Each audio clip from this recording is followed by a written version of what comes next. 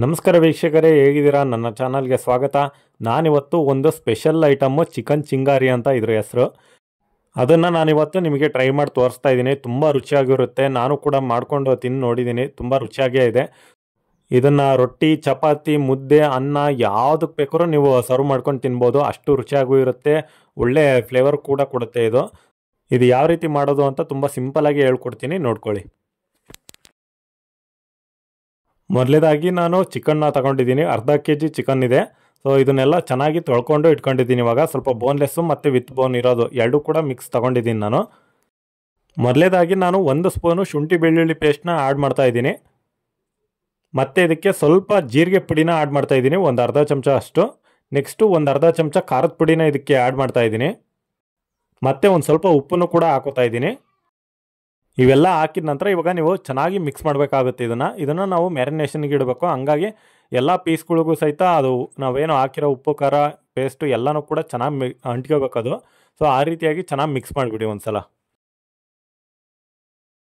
ಈಗ ಒಂದು ಪಾತ್ರೆಗೆ ನಾನು ಒಂದು 3 ಸ್ಪೂನಷ್ಟು ಎಣ್ಣೆನ ಬಿಟ್ಕೊಳ್ತಾ ಇದ್ದೀನಿ.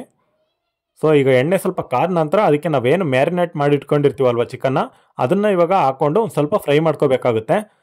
ಸ್ವಲ್ಪ ಲೋ ಫ್ಲೇಮಲ್ಲಿ ಒಂದು 50% ಬೇಯೋ ತನಕ ಇದನ್ನು ಫ್ರೈ ಮಾಡ್ಕೊಳ್ಳಿ.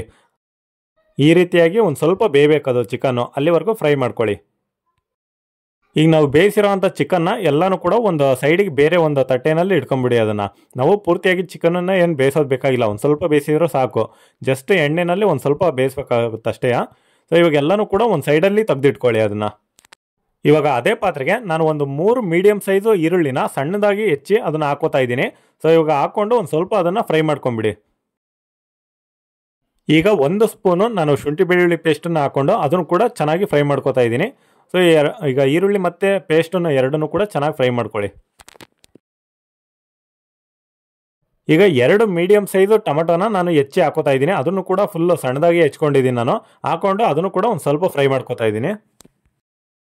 ಈಗ ಟೊಮೊಟೊ ಫ್ರೈ ಮಾಡ್ಕೋತಾನೆ ಅದಕ್ಕೆ ಒಂದು 1/4 ಸ್ಪೂನಷ್ಟು ಅರಿಶಿನ ಪುಡಿ, ನೆಕ್ಸ್ಟು ಮತ್ತು ಒಂದು ಅರ್ಧ ಚಮಚ ಜೀರಿಗೆ ಪುಡಿ, ಮತ್ತು ರುಚಿಗೆ ತಕ್ಕಷ್ಟು ಉಪ್ಪು, ನೆಕ್ಸ್ಟು ಸ್ವಲ್ಪ ಖಾರದ ಪುಡಿ, ಮತ್ತು 1.5 ಚಮಚ ನಾನು ಧನಿಯಾ ಪುಡಿನ ಹಾಕೋತಾ ಇದ್ದೀನಿ.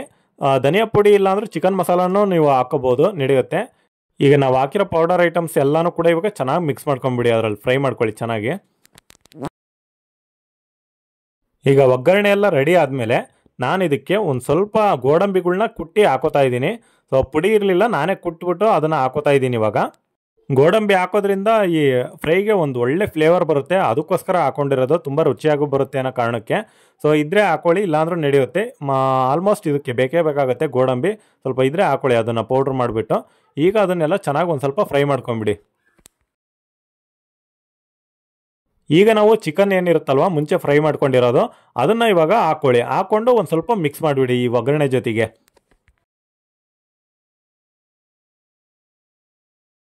ಈಗ ಚಿಕನ್ ಹಾಕಿ ಸ್ವಲ್ಪ ಫ್ರೈ ಮಾಡ್ಕೊಂಡ ನಂತರ ಇದಕ್ಕೆ ಸ್ವಲ್ಪ ಗರಂ ಮಸಾಲಾನ ಆ್ಯಡ್ ಮಾಡ್ತಾ ಇದ್ದೀನಿ, ಮತ್ತು ಸ್ವಲ್ಪ ಕೊತ್ತಂಬರಿನ ಹಾಕ್ಕೋತಾ ಇದ್ದೀನಿ. ಸೊ ಇದಿಷ್ಟನ್ನು ಹಾಕಿ ಒಂದು ರೌಂಡ್ ಹಂಗೆ ತಿರುಗಿಸಿ. ಈಗ ನೆಕ್ಸ್ಟ್ ನೀವು ಇದಕ್ಕೆ ಸ್ವಲ್ಪ ಮೆಣಸಿನ್ಕಾಳಿನ ಪುಡಿ ಹಾಕ್ತಾಯಿದ್ದೀನಿ, ಪೆಪ್ಪರ್ ಪೌಡರು. ಸೊ ಒಂದು 1/4 ಚಮಚ ಹಾಕಿದ್ದೀನಿ ಅದನ್ನು. ನೆಕ್ಸ್ಟು ಚಾಟ್ ಮಸಾಲ ಒಂದು ಸ್ವಲ್ಪ ಹಾಕ್ತಾಯಿದ್ದೀನಿ. ಈ ಚಾಟ್ ಮಸಾಲ ನೀವು ಬೇಕು ಅಂದರೆ ಹಾಕ್ಕೊಳ್ಳಿ, ಇಲ್ಲಾಂದರೆ ಬೇಡ. ಚಾಟ್ ಮಸಾಲ ಹಾಕಲೇಬೇಕು ಅಂತ ಏನಿಲ್ಲ, ಜಸ್ಟ್ ಒಂದು ಫ್ಲೇವರ್ಗೋಸ್ಕರ ಅಷ್ಟೇ. ಸೊ ಇದಿಷ್ಟನ್ನು ಹಾಕಿ ಅದೇ ನೀರು ಬಿಟ್ಕೊಂಡಿರುತ್ತೆ. ಮತ್ತೆ ಬೇಕು ಅಂದರೆ ನೀವು ಇನ್ನೊಂದು ಸ್ವಲ್ಪ ನೀರು, ಗ್ರೇವಿ ಯಾವ ರೀತಿ ಬೇಕೋ ಆ ರೀತಿಯಾಗಿ ನೀವು ನಿಮಗೆ ಎಷ್ಟು ನೀರಿನ ಅಳತೆ ಬೇಕೋ ಅಷ್ಟು ಹಾಕ್ಕೊಂಡು ಇದನ್ನು ಇವಾಗ ನೆಕ್ಸ್ಟ್ ಕುದಿಸ್ಬೇಕಾಗುತ್ತೆ. ಆಲ್ರೆಡಿ ಒಂದು 50% ಚಿಕನ್ನ ನಾವು ಮುಂಚೆ ಬೇಯಿಸಿದ್ದೀವಿ. ಸೊ ಇನ್ನೂ ಒಂದು 50% ಇದನ್ನು ಚೆನ್ನಾಗಿ ಬೇಯಿಸ್ಬಿಟ್ರೆ ಮುಗೀತು, ಅಲ್ಲಿಗೆ chicken Chingari masala fry ready ಆದಂಗೆ ಅಂತಲೇ. ಸೊ ಇವಾಗ ಒಂದು ಸ್ವಲ್ಪ ಹೊತ್ತು ಕುದಿಯೋದಕ್ಕೆ ಬಿಡ್ತಾ ಇದ್ದೀನಿ. ಓಕೆ, ಚಿಕನ್ ಚಿಂಗಾರಿ ರೆಸಿಪಿ ರೆಡಿಯಾಗಿದೆ ಇವಾಗ.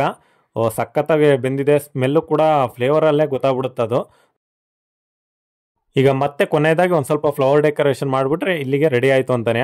ಈಗ ನೆಕ್ಸ್ಟ್ ಬರೀ ಸರ್ವ್ ಮಾಡೋದು ಅಷ್ಟೇ ಬಾಕಿ. ಸಿಂಪಲ್ಲಾಗಿ ರೆಸ್ಟೋರೆಂಟ್ ಸ್ಟೈಲಲ್ಲಿ ಮಾಡೋವಂಥ ಇದು ರೆಸಿಪಿ ಇದು. ಸೊ ಹಂಗಾಗಿ ಈ ರೆಸಿಪಿ ನಿಮಗೆಲ್ಲ ಇಷ್ಟ ಆಗಿರೋ ದಯವಿಟ್ಟು ನನ್ನ ಚಾನಲ್ಗೆ ಸಬ್ಸ್ಕ್ರೈಬ್ ಆಗಿ, ಹಾಗೆ ಲೈಕ್ ಮಾಡಿ. Thanks for watching.